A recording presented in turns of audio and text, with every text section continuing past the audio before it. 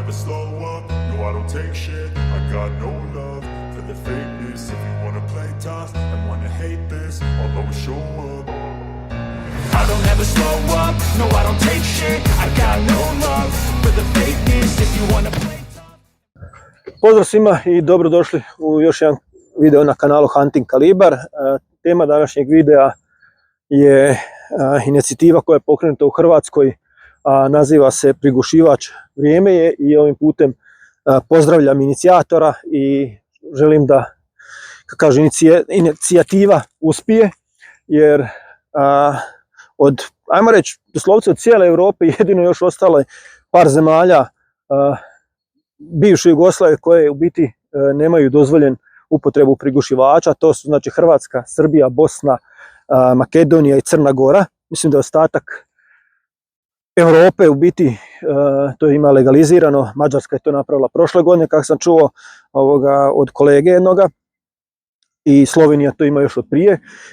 I ovim putem želim podržati tu inicijativu i imate recimo link u opisu videa dole, tako da ako želite podržati možete podržati, tako da kliknete i da potpišete tu kao peticiju, da date svoje podatke. Kad već pričamo o prigušivaču, pa evo ovako, recimo ja već dosta godina koristim prigušivač. Pucam i sa i bez, jer na nekim puškama normalno nemam navoje. I moje osobno iskustvo mi kaže da treba prigušivač dozvoliti iz razloga što ima više pozitivnih nego negativnih stvari. Kada kažem pozitivnih, recimo jedna od najpozitivnijih stvari je to što ne doslovce, nego u biti u jednom svom videu sam čak testirao sa i bez prigušivača, iako se radilo o malo kalibarskoj puški, i rezultat je pokazao da sa prigušivačom sam imao bolju grupu pogodaka, jer sam taj u biti prigušivač je unutra, kad se otvori, kad se vidi, on je u biti dizajniran kao jedan veći u biti kompenzator trzaja. Druga pozitivna stvar prigušivača je to što u biti čuva vaš sluh. Ako idete na streljane, recimo, koji su zatvorenog tipa gdje ja budem, tamo da recimo dođete i da nemate one slušalce na ušima, zaboravite. Znači to ugluviste drugi dan, pogotovo kad dođu ljudi sa kalibrima 338 ili u biti nekim drugim magnum kalibrima. Tako da definitivno čuva vam sluh, jer kad ste u čeki to je zatvoreni prostor i kad opalite to daleko ima utjecaja na vaš sluh. Možda ne momentalno, ali dugoročno oštećuje se sluh, definitivno dokazano. I sam taj prigušivač kad je napraviti 1900, ja mislim i druge godine, ne mogu se sjetiti kako se zove čovjek koji ga napravio, ali znam da je taj isti čovjek patentirao prigušivač, to jest veliki lonac i mali lonac za aute, motore, tako da se smanji buka tih motora, i taj isti čovjek je patentirao prigušivač baš iz tog razloga, da se smanji, znači sačuva sluh, da se smanji buka za okolinu i uznemiravanje divljači da se smanji.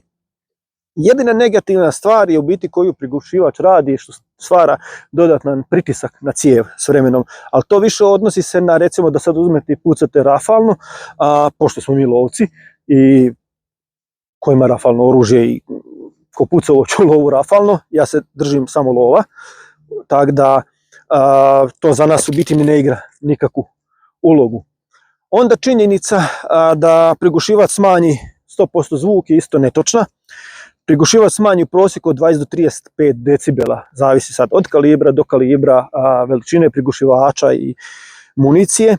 Čak i kad koristite subsonic municiju, znači koja je pozvučna, to je pozvučni metak, pucan se i dalje čuje koliko god. Neko mislio da je to ko u filmu, da se ne čuje kao da neko pljucka, to je definitivno netočno. I u lovu niko ne koristi u biti subsonic municiju, jer samim tim ta municija u biti nije dozvoljena za lov, jer ne dozvoljava kinetičku snagu za divljač. Kad smo već kod prigušivača, kad sam naišao na tu samu inicijativu gdje se spominje mogućnost da se, to jest inicijativa da se legalizira taj prigušivač, to sam našao na Facebooku i čitao sam dole komentare. Veseli me to što ima dosta pozitivnih komentara, međutim ima i onih negativnih tipa to će sad biti super za krivolovce, to će za zvjerokardice, to će se znači još više raditi, problema u lovištima, mislim, ako ćemo iskreno, takve teme su nekak bili naslovi, ako se dobro sjećam, i kad se govorilo o noćnim i termalnim optikama, i danas se više niko ne buni skoro o tim termalnim i noćnim optikama, iako oni imaju isto svoju dobru i lošu stranu, ali u biti, znači ista u biti mantra se vrti oko prigušivača.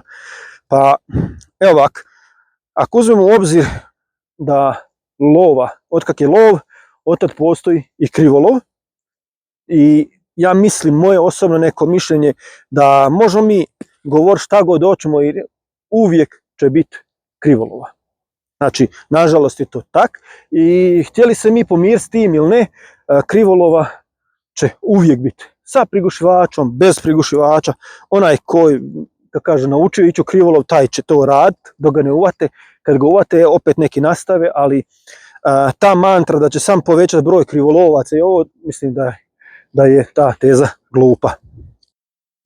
I još za kraj bi napomenuo, eto recimo sam taj prigušivač, recimo da je pozitivna stvar i recimo za sportske strelce, jer samim tim, ko što sam već napomenuo, on smiruje, znači djeluje kao kompenzator trzavaja i samim tim povećava preciznost pri gađanju.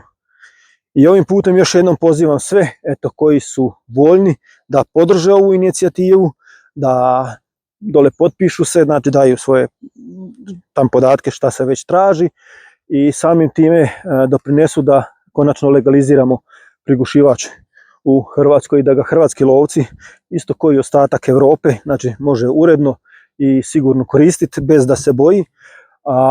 Još sam htio napomenuti da recimo, ako se dozvoli, uvijek se može zakonom regulirati u kojim uvjetima se prigušivač smije koristiti. Recimo, dok ste na čeki i takve stvari, da, ali recimo, kad ste u pogonskom lovu, recimo da se ne smije koristiti. Gdje ima smisla, ono, otvoren je lov i ovo, ono.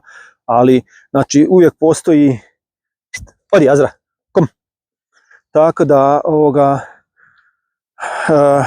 znači, sve to sad nijanse i to se da sve regulirati na razne načine, zakonski. I ovim putem još jednom pozdravljam inicijativu, želim da prođe i puno pozdrava svima i hvala onima koji su podržali i onima čak koji nisu, jer kako kažu, živimo u slobodnom svijetu gdje svako može izraziti svoje mišljenje i kako kažu, cijenim svačije mišljenje i eto, u komentarima slobodno napišite vaše mišljenje, zašto ste za, zašto ste protiv toga, recimo, i pa eto, neka da vidimo, kako kažu, ko ima bolje argumente. Ovim putem vas sve lijepo pozdravljam i vidimo se u sljedećem nekom videu. Lijep pozdrav svima, do slušanja.